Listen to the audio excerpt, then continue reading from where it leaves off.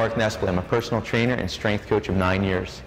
Throughout my experience, I've had the pleasure and opportunity of working with many people with muscle problems, joint problems, and arthritic pain. So today we're going to talk about dynamic mobility and how some of these exercises we show you can help elongate your muscles, get fluid through your joint, and help with your overall range of motion and quality of life. On my right here we have Kelly.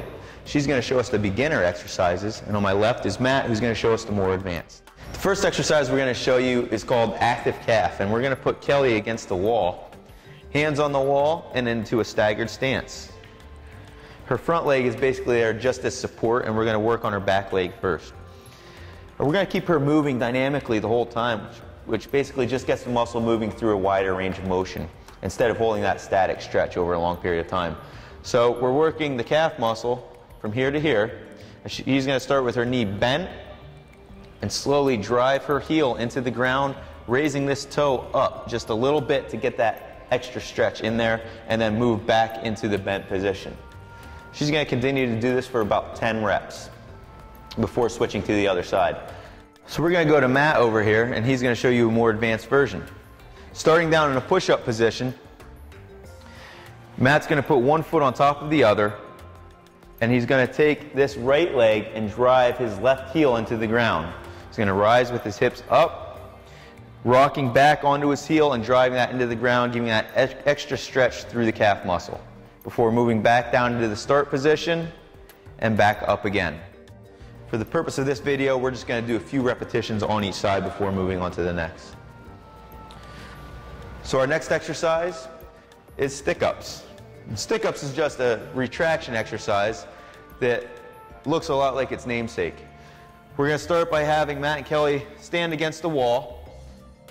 We're going to put their butt, shoulders, and head against the wall, squeezing shoulder blades back, and then putting their arms back against the wall as close to it as possible. And throughout this movement, they're simply going to raise their hands up, tracking along the wall as high as they can go comfortably without pain. Now, as you watch Kelly go through this movement, you'll notice her right shoulder, she has much more range of motion than she does in her left shoulder. And this is because of a shoulder problem that we've been working on with Kelly.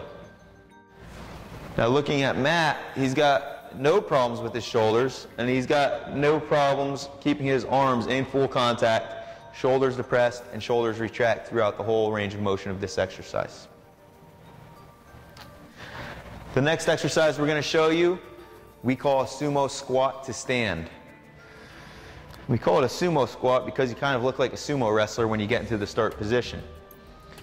Kelly is going to start by reaching down and grabbing her mid-shin or ankles as far as she can comfortably go again, keeping her back straight and in a neutral position, her chin up high, and chest held high. Now from here she's going to squeeze her glutes and slowly, while still holding onto her shin or ankle, straighten out the back of her leg as much as possible and stretching her hamstrings. Now it's important in this position to squeeze your glutes and pull through them to pull on the hamstring and lengthen them. Keep the weight loaded on your heels and repeat up and down. On the other side we have Matt, starting in the same position, an athletic stance, but he's going to reach down and grab the instep right on the ball of his foot. His elbows are going to stay inside of his knees, and he's going to drop his hips almost completely to the ground. His back's in a nice neutral position and his head's up straight. Now he's going to hold onto his feet and stand up, squeezing his glutes and lengthening his hamstrings. He'll slowly drop back down, and now at this point, instead of coming back up again, he's going to work his upper body too by raising his arm up straight overhead, and you'll see how that activates your entire shoulder girdle and lat muscles.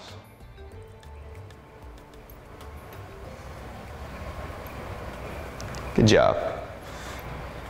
Okay, now we're going to move into a lateral squat. So we've been working straight ahead, now we're going to work side to side. We'll start with Kelly again. This is going to again open up the hips and the groin area. Kelly's in a wide stance here. She's going to keep her hands out in front, head up, shoulders back again, and slowly push her hips back and drop down to one side to a comfortable position, keeping her knee in a safe position right over the mid part of her foot. So it's not jutting out forward over her toes, but the weight is loaded onto her heel. She's squeezing her butt and going back and forth nice and slow with a good neutral spine. Matt's going to do a similar movement, but we're going to have him start in a balanced position, standing on one foot. And he's going to slowly step out to the side, go down, explode back up into a balance, and then repeat that movement. His hips are still down, his knees behind his toe, and he's got good, strong posture. And again, Matt would repeat the same thing on the other side. Our next exercise we call T-spine rotation. And this is just a simple drill to stretch out your mid-back, particularly the thoracic spine. Kelly's going to start in a standing position, and she's going to take her arms back, interlocked behind her head. Now again, because her left shoulder has a little bit of an impingement, she's not going to force that arm back too far. She's just going to go to a comfortable spot here. Now, maintaining a good posture, she's going to rotate to the right as far as she can comfortably go, and she's going to slowly go into a side bend movement. From here, she's going to return up to the upright position and slowly rotate again, going down again. And then she's going to come up and do it a third time, where she can magically go further and further each time before she rotates around and goes to the left side. So again, it's one rotation as far as you can comfortably go, pause, do a side bend, turn some more, and do it again. Matt's going to do the same exercise, but he's going to go to a kneeling position to take that range of motion away from his hips and concentrate more on his upper body. So again, his head's back, his arms are back. He's going to slowly rotate to the right, do one side bend, return to that upright position, rotate a little bit more, into a third time. It's important to keep those fingers interlocked and your head back in good posture as you go through this exercise. For any golfers out there, this is a great movement for you to improve that range of motion and take away from your slice. Okay, great job, guys. Now we're going to move into what we call a quadruped reach. Quadruped, all that means is you're going to be down on your hands and knees for the starting position. Now, Kelly, we're going to go with the modified version. Kelly's going to show you a couple different variations. We're going to start with an arm reach. So she's going to be in this position. She's strong through the core. Her glutes are tight, and she's going to raise her arm up and set it back down. And then she's going to raise her other arm up and back down. And again, watch her range of motion as she alternates through the arms. That's variation number one. The second variation we call a mule kick. She's going to keep her arms firmly planted on the ground. She's going to activate her glutes, and without rotating her hips, she's going to kick that leg back as strong as she can and bring it back down slow, and then go to the other side. And you really don't want that rotation through your spine. And the third variation, a little bit more advanced, Kelly's going to move her right arm with her left leg, again keeping that good posture and strong core, and repeat for the specified number of reps. Matt over here with a more advanced version. Again, his stomach's tight. He's got good posture through his core. He's going to do an alternate arm and leg raise by raising his right arm and left leg without that hip rotation. Again, right through here, he's straight, but he's going to alternate which side he's moving on. So in addition to the mobility, you're working a little bit more balance and coordination. Great job. The next exercise we're moving to is supine trunk rotation. And supine's another one of those words that just means you're going to be on your back face up. Kelly's going to start by bringing her feet in to the point where if she had her hands straight out, she could touch her heels. If you can't get them up that far, that's fine. We'll work towards that goal. After she brings her feet in, her arms are going to move out to her side. And she's going to try to keep her arms there the entire time we go through this movement pattern with her shoulders in firm contact with the ground. And now she's going to comfortably rotate her knees to one side while she maintains her posture and her opposite shoulder positioned on the ground. Now as she moves from side to side, her shoulders stay where they are, and she pulls through her glutes and her core to rotate or start the movement.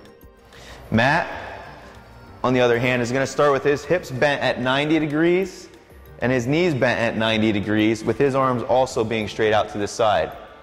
Matt's going to do the same movement pattern, but with his legs up a bit higher. So his right shoulder is going to stay down, and he's going to rotate as far over as possible without that shoulder coming up, squeezing his glutes and his abdominal muscles to pull back over into the right rotation.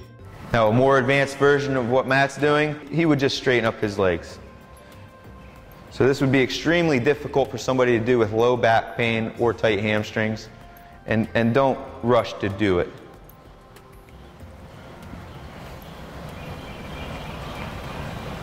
Okay, good job. The last exercise we're going to show you today is, again, a supine position, so on your back.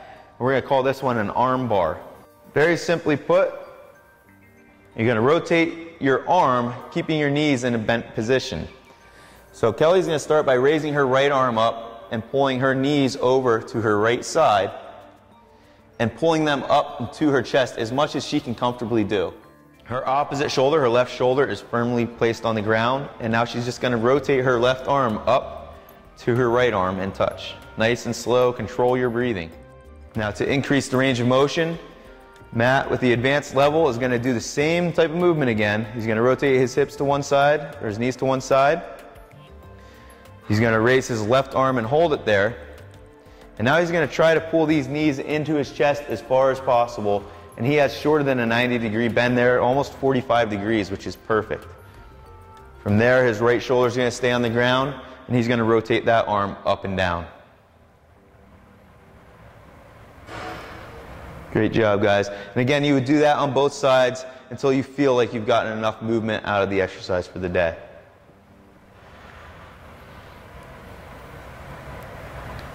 So that concludes our segment on dynamic mobility today. Mobility is very important for muscle enhancement, for flexibility, balance, and stability throughout the body. It will help warm up your body and is preferably done before a workout and can also be done after a workout.